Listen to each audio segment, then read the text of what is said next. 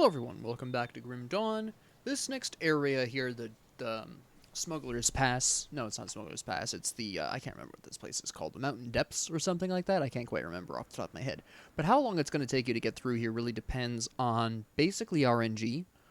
It depends on where the body of Dahlia is in here, because that's going to make some difference in how long it's going to take you to get through here. Yeah, it's the Mountain Deeps. So we're going to check the usual place. Now, usually she spawns in this first area, or her corpse spawns in this first area. Spoiler alert, even though the actual title of the quest itself kind of gives away the fact that she's already dead. I'm going to go ahead and go over here, and we're going to... Oh, a hero already? Alright, we're going to back up then. And dodge all of these things on the ground. We're going to throw some ice around, and then we're going to blast more people with cold, and that's just absolutely delightful. Okay, you're slapping. You're slapping. And we've also got these lunatics throwing things around over here, and all kinds of absolutely lovely things. Something is summoning reinforcements, and I don't like it. I don't like it at all. Alright, you're gone, you're gone. Pick that up. You guys are gone. Okay, that's going to leave the way for you. And we should be able to just fight you mano a mano with the help of a health potion. There we go. That's fine. Please break that. Thank you. My goodness. And then we have, and I just want to stop and talk about this while I have one. I got one a little earlier than I was expecting here. This is fantastic, again, for if you are going to be using shields. Now, when I run a Warlock very specifically, I don't often use this, but this is one of my favorite things to use with a Soldier, or even more specifically, a Oathkeeper Occultist combination. Absolutely incredible under those circumstances. Another one of my favorite combinations. One day I'll talk about it more in depth. Absolutely fantastic, but Monster Infrequents are some of my favorite items, and they really can help you out a lot. The only thing that's better than a Monster Infrequent item is a full set of something.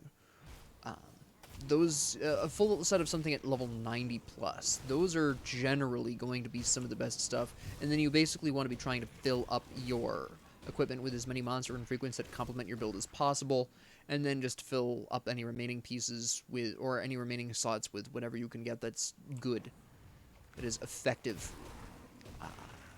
Sometimes it's farming for a particular piece of Monster Infrequent equipment. Sometimes it's maybe forging an item and getting a specific bonus on it. I'll talk about that more when I'm when I'm level 50, because there are some items that you can forge that get random benefits.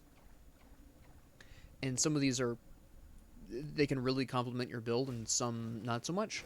Now, I'm coming over here because I specifically want to open this up for Bozeman's Folly, this book, and it's easier to do it from this side. You can go around the other way, but that's generally a pain in the neck to approach it from that side. But I'm actually going to go this way because Dahlia's body wasn't there, so I'm actually going to go this way to see if it's over here instead. I'm standing in this vitality thing.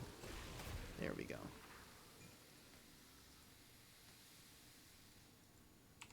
Another hero. Today is not my day. Or it is my day because they give bonus experience. Oh, there's two heroes. It is not my day. What is this? Alright, everyone freeze. We're going to hit you with that, and then we're going to just try not to get hit by too much here while we're weakening down this guy. Well, everyone slings various things at me. What is this? There's way too many warriors here throwing those things around. Okay.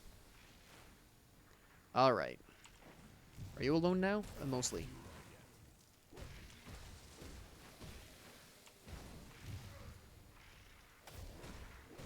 Okay, that's going to take care of the guy in the background, which is nice. It's only your poison that hits hard. Because my armor is actually pretty good now. It's just my poison resistance it's a little low at 36, yeah. Probably should have been a bit more careful about that before I went in here, but oh well. Alright. And let's take care of this other guy here. Gonna go ahead and get rid of you really quick. Blast you. Okay, we've got a lot of these vitality things in one area there. There we go. Another one. Get rid of you at the very least. Come on. There we go. And then, before you guys can throw another one down, there we go. That's fine. Okay, and then we have this. Alright. That's interesting. That's interesting. Not something I'm going to want to equip. But as you can see, that's also a fairly nice piece of equipment there. Again, particularly useful with an Oathkeeper Cultist combination. Absolutely fantastic. Alright, boom. There we go. And... alright, Dahlia is not here either. So that must mean she's... okay, there's only one other place she could be, and it's farther up here. Oh, this place is... ah, I'm really... it is definitely not my lucky day for this, alright. Let's not stand into vitality stuff. There we go. This should take care of the rest of the group. You're a little high on health over here. There we go.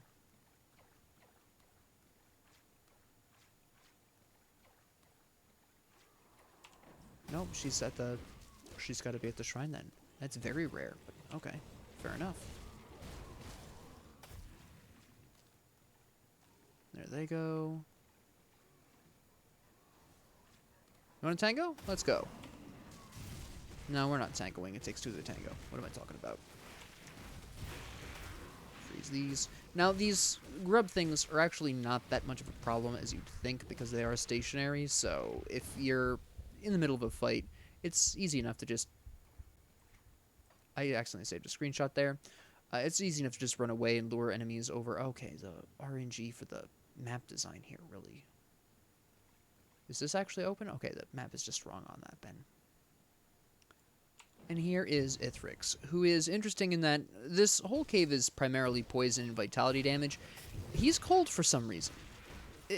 If you're one of those people who likes to very specifically prepare for very specific scenarios, he is going to throw you off because he's the single instance of cold damage in this vicinity.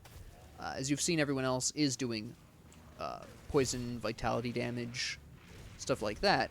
And then this guy shows up. So that is somewhat odd. It is very much an oddity. Now, of course, again, elemental resistances of any type really are common, so you probably aren't going to have too much of a problem with the cold damage, to be honest.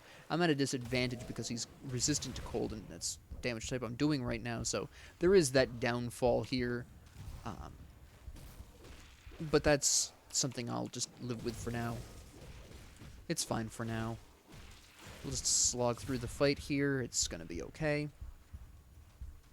Just going to freeze these last worms over here. There we go. Now, you got to watch out when you kill him because he does spawn extremely dangerous baby bugs that absolutely will tear you to shreds because for some reason they hit like steam trains, despite the fact that they're extremely small. I don't understand why they hit so hard, but they do. So just be very careful of that. We'll go ahead and grab the shrine while we're here, because why not? This is going to be not too difficult, because we do have the glorious Alexa's Flash Freeze, except I'm going to get killed by this poison. Because I just stood in it for 12 minutes. And then we're just going to go ahead and take care of you right like that. That's fine. And then you spawn children disturbingly too, so we have to take care of those. This is fine. Yes, indeed. Oh, wait. Ah, that's a choice. That is definitely a choice. Do I want the bleed resistance? Or do I want the elemental and aether resistance? No, I think the elemental and aether resistance is more important right now. Gotta do our devotion point, which, we'll do this for now. And then now that we've done that, we're just gonna go on ahead and clear out the rest of the way here. Now, you might be tempted to go back and just provide the, just tell the guy his sister is dead, Dahlia is dead. Don't bother. It's easier and safer for a very specific reason to wait until you get to Homestead. And I'm not going to go there this episode, but I'm going to go ahead and explain why, because it's kind of important. I'm not just going to end the episode and just not explain why you shouldn't tell him that Dahlia is dead while you're in Smuggler's Pass. See, the thing is when you get to Homestead, you have to rift back and tell, what's his name? The guy at Smuggler's Pass, you have to tell him that you've cleared the way to Homestead and that they can rift there, and then they rift there. And Colin, who wants to know if Dahlia is dead, he teleports with them, and then you get Homestead faction reputation. Now, my memory might be fuzzy on this because it's been several years at this point, but I don't remember that always being the case. And I've also had a couple of times where when I went back to Smuggler's Pass and told him, I've had a couple of times where I didn't get the faction reputation. Again, I don't know if they changed this in an update, but I've just consistently, out of habit, having him be at Homestead before telling him just to ensure that I get that faction reputation. It's not terribly important because, as I'll explain in the next episode, getting Homestead faction reputation is one of the easiest things you can do, because Homestead you get faction reputation with Homestead by killing beasts, and beasts are literally everywhere. So don't get too worked up if you forget to do this and you don't get the faction reputation. You still might get it from Smuggler's Pass, and there's just a glitch where it doesn't tell you. I don't know. And even then, again, they might have changed this in an update. I don't know. I haven't tested this because I'm just already in the habit, and it doesn't make a difference. If they did patch it, it doesn't make a difference where you tell him. I just do this out of personal habit, safety, etc. Anyways, back to the main point. Because you get faction reputation by killing beasts, and beasts are littered throughout the game, there's no area in the game that doesn't have beasts that I can... Well, there's a couple. There's one or two, but those are specific dungeons. You'll very likely reach Revered with Homestead very quickly. Much faster than most of the other factions.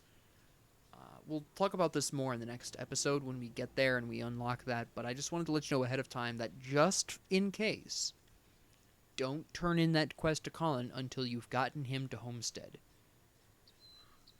Just in case. With that being said, thank you all very much for joining me. If you liked this, please like and subscribe. If you didn't, please ignore me. And if you have any comments, questions, concerns, ideas, suggestions, or requests, please leave them down in the comment section below. And thank you all very much for joining me, and have a great 24 hours.